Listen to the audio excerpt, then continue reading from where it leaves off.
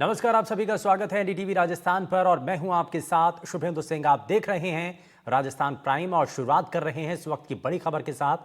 भारत को लगातार हॉकी में दूसरा ओलंपिक मेडल मिला है। भारत ने दरअसल इस मुकाबले के अंदर स्पेन को 2-1 से हराया। जीत के हीरो रहे कप्तान हरमनप्रीत और भारतीय हॉकी टीम ने अब दोहराया है 52 साल पुराना इतिहास। ओलंपिक में हॉकी टीम ने ब्रॉन्ज मेडल जीता है और इस ओलंपिक में भारत के अब तक 4 मेडल हो गए हैं और ये एक बड़ी उपलब्धि है। वहीं आपको बता दें कि इस ओलंपिक के अंदर भारत के अब तक के ये 4 मेडल हो चुके हैं और ओलंपिक में भारत ने हॉकी का ये 13वां मेडल जीता है। तो जहां इस बार के ओलंपिक के अंदर भारत ने अब तक 4 मेडल अपने नाम किए हैं, तो वहीं हॉकी के अंदर ये 13वां मेडल भारत के नाम हुआ है।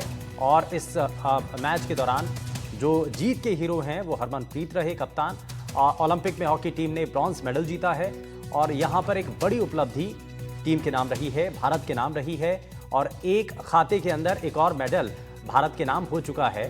तो ओलंपिक में भारत ने हॉकी का 13वां मेडल जीता है और भारत को लगातार हॉकी में दूसरा ओलंपिक मेडल मिला है। वहीं भारत ने स्पेन को 2-1 से हरा दिया और ये मुकाबला बड़ा दिलचस्प रहा, लेकिन जीत के हीरो रहे कप्तान हरमनप्रीत। भारतीय हॉकी टीम ने 52 साल पुराना इसमें इतिहास दोहराया है। तो इस ओलंपिक में भारत के अब तक 4 मेडल हो चुके हैं और एक बड़ी उपलब्धि यहां भारत के नाम हो सकी है और इस बार का ये चौथा मेडल रहा है। वहीं हॉकी में भारतीय खिलाड़ियों का एक अच्छा प्रदर्शन रहा है, जिस बदौलत क्योंकि यहां पर जीत मिली है, ब्रॉन्ज मेडल जीता। हालांकि ये भी माना जा रहा है कि जो कुश्ती में हार मिली उस पर ये लगा हुआ एक मरहम के तौर पर है। तो यानी कि बहुत कुछ चीज़ें इस मेडल के बाद बदली हैं, लेकिन भारत ने पेरिस ओलंपिक के अंदर ब्रॉन्ज मेडल जीत लिया है। भारतीय हॉकी टीम ने स्पेन को 2-1 से हरा करके मेडल अपने नाम किया है और भारतीय हॉकी टीम ने टोक्यो ओलंपिक में ब्रॉन्ज मेडल जीता है।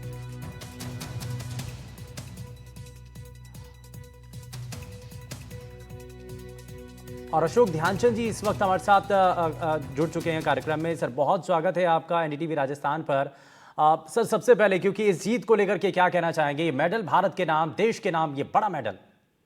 क्या बात है, आपने तो ऐसे ही बयान कर दिया कि भारत का ये मेडल देश के नाम, हमारे भारत के नागरिकों के नाम और करोड़ों खेलों को चाहने वाले लोगों के नाम, जो खेलों से प्यार करते हैं, खेलों के थ्रू अपना जीवन आगे बढ़ाते हैं। और मैं जानता हूँ इस बात को कि पिछली बार का ओलंपिक जो है वो टोक्यो ओलंपिक में भारत ने जीता था और इस बार का जिसकी उम्मीदें भारत को और हमें और सारे खिलाड़ियों को, और शायद उनके आज ब्रॉन्ज मेडल को जीतने के बाद एक हल्का सा दुख भी उनके चेहरे पर मुझे नजर आया और आना भी जरूरी था, क्योंकि उनकी अपेक्षाएं, जो अपेक्षा मैं कर रहा था कि गोल्ड मेडल या सिल्वर मेडल के रूप में हमको मिलता पोडियम पर तो कितना अच्छा होता।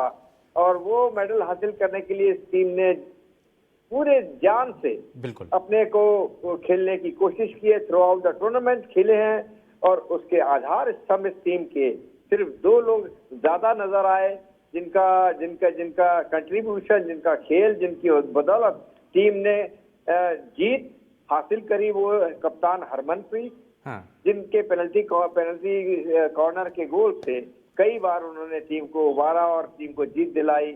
और दूसरा, हमारे गोलकीपर, द ग्रेट खिलाड़ी श्रीजेश, जिन्होंने खेल के दौरान अपोनेंट के गोलों को रोकने की ऐसी कोशिशें की जो दूसरे दुनिया में गोलकीपर नहीं कर सकते। One of the best goalkeeper उभर कर सामने आए पूरे ओलंपिक के अंदर और एक ऐसा प्रदर्शन उन्होंने किया देश के खेल के लिए, ऐतिहासिक खेल के लिए, जिसके अंदर 8 गोल्ड मेडल भारत को हासिल हुए हैं। अभी तक 1 सिल्वर मेडल हासिल हुआ है और अब इसको मिला के, आज के मेडल को मिला के 4 ब्रॉन्ज मेडल हमने जीते हैं। तो 13 मेडल्स टोटल भारत ने, भारतीय हॉकी ने इस देश के को समर्पित किए हैं। और जिनका आप जिक्र कर रहे हैं श्रीजेश, क्योंकि वो एक बड़ी अच्छी तरीके से, वो डिफेंसिव तरीके से वहाँ खेलते थे और पूरी तरीके से उनका, लेकिन जिस बारे में आप जिक्र भी कर रहे हैं कि भाई उन्होंने संन्यास लेने का ऐलान, आपको लग रहा है, हालांकि ये वो क्षण भी था क्योंकि एक बड़ी जीत है, ऐतिहासिक जीत, और उसके बाद संन्यास का ऐलान? उन्होंने देखिए, ये खेल 4 साल के बाद होता है हाँ। और 4 साल तक अपने आप को मेंटेन रखना करना, और उस मेंटेन के दौरान बड़ी बड़ी तकलीफें होती है, बहुत बहुत त्याग करना पड़ता है। खिलाड़ियों को अपने अपने घरों से दूर रहना पड़ता है, उनके मुताबिक जो ट्रेनिंग शेड्यूल है वो करना पड़ता है, कितनी शारीरिक क्रियाएं उसमें होती हैं। तो वो चीज हर इंसान एक उम्र के बाद, और खास तौर से कहीं ना कहीं जब वीकनेस वो खुद महसूस करता है कि अब मेरी ये कमी शरीर में दिख रही है या हो रही है, तो उसको देखते हुए वो अनाउंसमेंट, और ये अच्छा अशोक सर, अनाउंसमेंट तो एक कोई अनुभव अपना बताइए।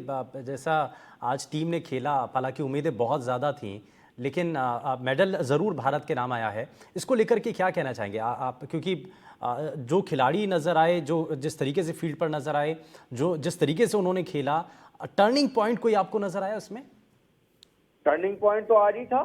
आज का मैच हम 1 गोल से डाउन, जी, 1 गोल से वो अप थे, और उसको टर्निंग पॉइंट को इक्वलाइजिंग गोल में बदलने वाले, तब्दील करने वाले हमारे फॉरवर्ड लाइन के प्लेयर सुखजीत, अभिषेक, मनप्रीत, मनदीप, विवेक सागर, एक छोटा सा बच्चा जिसको 8 साल पहले मैंने अपनी एकेडमी में मैं उसको लेकर आया था, वो आज 2 ओलंपिक खेल चुका है, 2 ब्रॉन्ज मेडलिस्ट हो चुका है। तो ये सब खिलाड़ी जो है एक टीम के रूप में खेले हैं, और जिसकी अगुवाई करने वाले हरमनप्रीत और श्रीजेश 2 नाम है खाली। वो 2 नामों ने, उन 2 खिलाड़ियों ने इन खिलाड़ियों को इतना अपने शेल्टर में रखा है, अपने अपने अपने उसमें साए में रखा कि पूरी टीम एक यूनिट होके खेली, और हमारी इस टीम ने एक इतिहास रचा है हॉकी के अंदर। अशोक सर, एक चीज और, क्योंकि कुश्ती में जो हार हुई, उसका एक मरहम कम से कम इस जीत के बाद, इस मेडल के बाद आपने ठीक कहा। आपने हार तो नहीं कहेंगे, वो कहीं ना कहीं गलती जरूर है। और इस तरह की गलती जो इतने छोटे से बड़ी दुखदाई सी लगी है, मुझे भी बहुत लगी। लेकिन मैं अगर ये कहूँ कि एक अगर कोई रूल्स रेगुलेशंस अगर है, तो उसको तो मानना ही पड़ेगा हर एक को, और उसको मानना ही पड़ता है, और उसकी बदौलत ही तो उनको हटाया गया है उसी बात से। तो ये गलती बहुत बड़ी मानवीय भूल कहीं से हुई है। एक दिन के अंदर ये कैसे हो सकता है मुमकिन? मैं भी सोच रहा था ये कैसे हो सकता है, लेकिन दुर्भाग्य है ये विनेश फोगट का, जो 3 ओलंपिक में उन्होंने रिप्रेजेंट किया है, और उसके बाद उनको ये आज जबकि गोल्ड मेडल या सिल्वर मेडल उनको हासिल होता, वो उनको हटना पड़ा इस कंपटीशन से। तो सारे देश के लिए, और खासतौर से विमेन रेसलिंग के, जिसको हम एक बहुत बड़ा दर्जा देते हैं, और मैं मानता हूँ इस बात को, विनेश फोगट जो एक जुझारू हमारी एथलीट रही है, रेसलर रही हैं, और उनका किन हालातों में आगे बढ़ना और इस टूर्नामेंट को जीतने की पूरे कगार में बैठ जाना, उसके बाद उनका हट जाना, ये सारे देश के लिए दुखदाई घटना रही है, बहुत अफसोसजनक घटना रही है। और इसकी पुनरावृत्ति ना हो उसके लिए भी, क्योंकि खेल एक ऐसी चीज है, देश में पूरी एकता की लहर जोड़ देती है। मैं वही महसूस कर रहा हूँ कि इस ओलंपिक से पहले भारत के लोगों के विचार, और आप इस दौरान जब मेडल हासिल कर रहे हैं, तो लोगों की कैसे विचार हमको सुनने, देखने को, पढ़ने को मिल रहे हैं। क्या गजब है, क्या चीज है। ये चीज हम पूरे देश में फैलाएं, खेलों के थ्रू मैसेज, संदेश दे कि खेल के थ्रू हम कितने चीजों को जोड़ सकते हैं, कितनी चीजें हम कर सकते हैं, और इसमें हम क्यों ना कंपटीशन करें, हार जीत इसमें क्यों ना हासिल करें। बिल्कुल, बहुत बहुत शुक्रिया अशोक जी, आप हमारे साथ जुड़े और आपने अपना समय दिया। लेकिन इस पूरे मैच के दौरान बहुत सारे ऐसे क्षण रहे जब लगा हार्ट बीट थोड़ी सी तेज़ हुई। हालांकि उम्मीदें भारतीय टीम से बहुत ज़्यादा थी, लेकिन फिर भी ये मेडल हमारे नाम आया है। हालांकि गोल्ड की तरफ हम आगे देख रहे थे, लेकिन फिलहाल जो है ब्रॉन्ज मेडल से हमें फिलहाल सब्र करना पड़ेगा। लेकिन अगले जो मैच हैं उनको लेकर के हमारी तैयारी होनी चाहिए। अब इसी के बाद थोड़ा